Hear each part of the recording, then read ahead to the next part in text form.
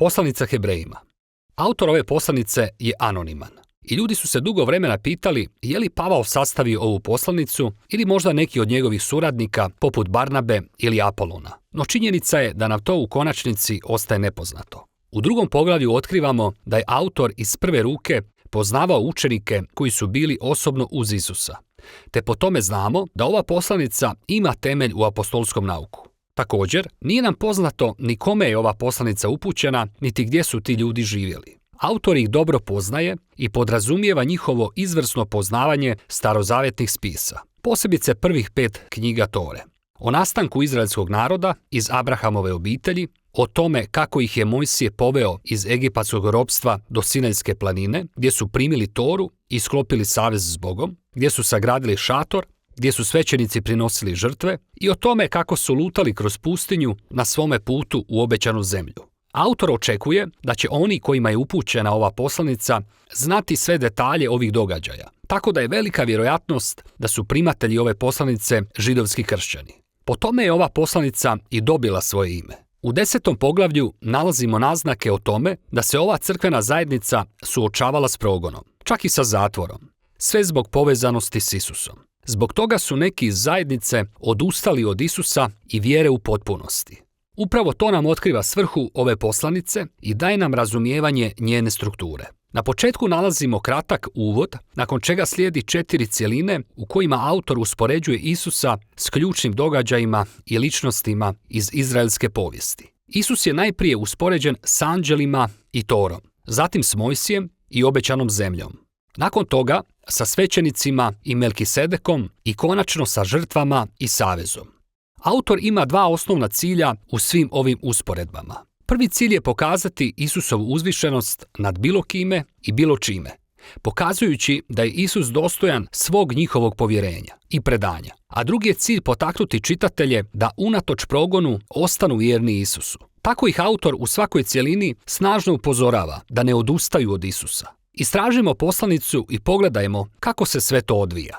Isusova uzvišenost naglašava se već u prvoj rečenici poslanice.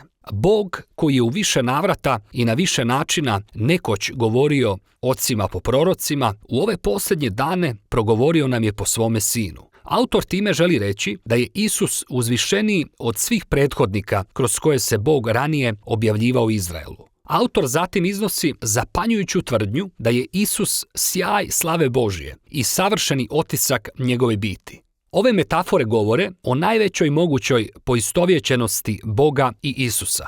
Tako je Isus za Boga ono što su zrake svjetlosti suncu ili ono što je otisak u vosku, prsten u pečatnjaku. Za ovoga autora ne postoji razdvajanje između Boga i Isusa.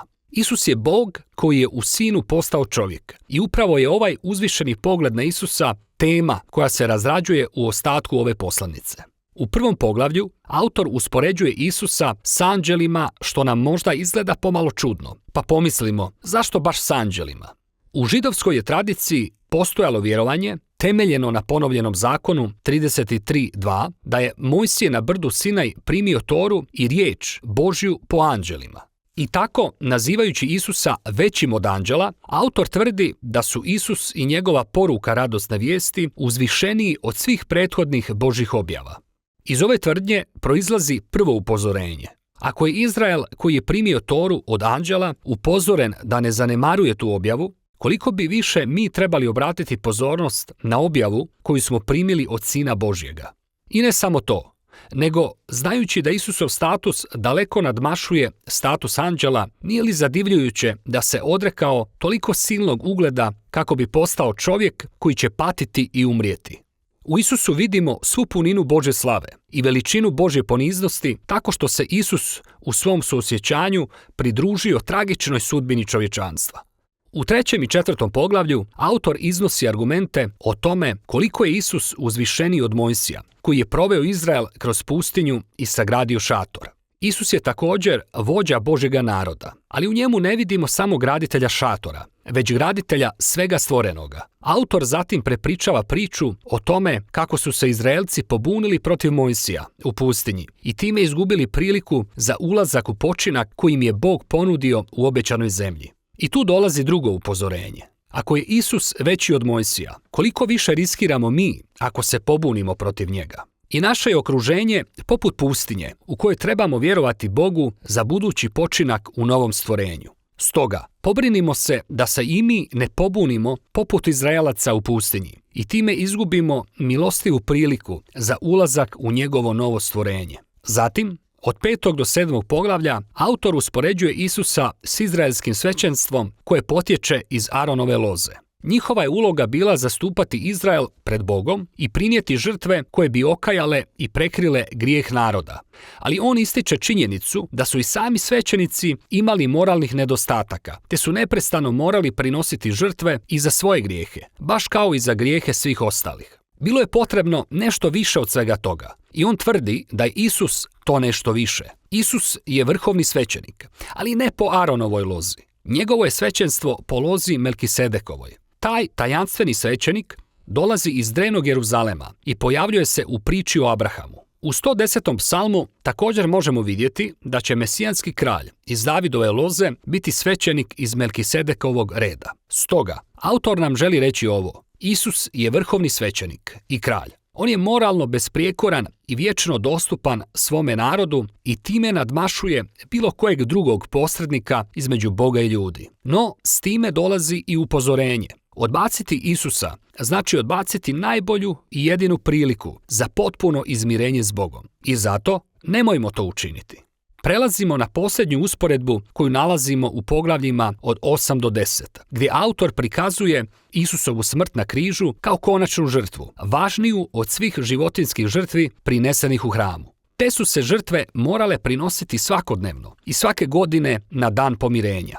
Isus je prinio svoj život jednom zauvijek, kao žrtvu dostatnu za grijehe cijeloga svijeta. Autor time upozorava čitatelje poslanice da ne odustaju od Isusa, jer to bi značilo okrenuti leđa milostivoj ponudi Božjeg oprosta. Kakva je korist od toga? Isusova žrtva vrijedi zauvijek, kaže autor. Ona je temelj novoga saveza, kojega su navještali proroci i u kojem su svi grijesi oprošteni. I sada, kada je autor uzvisio Isusa kroz sve ove usporedbe, posljednja je cjelina zapravo jedan veliki poticaj za nasljedovanje Isusa.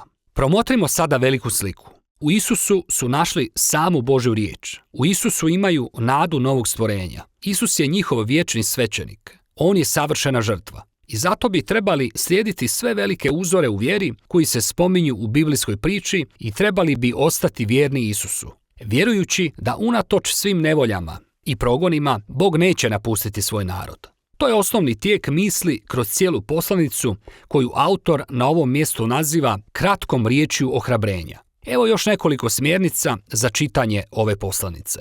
Gdje god autor navodi tekstove iz Staroga zavjeta, što će najvjerojatnije biti svaka druga rečenica, stani, pogledaj gdje se taj tekst nalazi i pročitaj ga u izvornom kontekstu. To bi te moglo ponekad zbuniti, ali ćeš otkriti razne zanimljive poveznice koje bez toga ne bi mogao primijetiti. Zato pokušaj, vrijedi truda.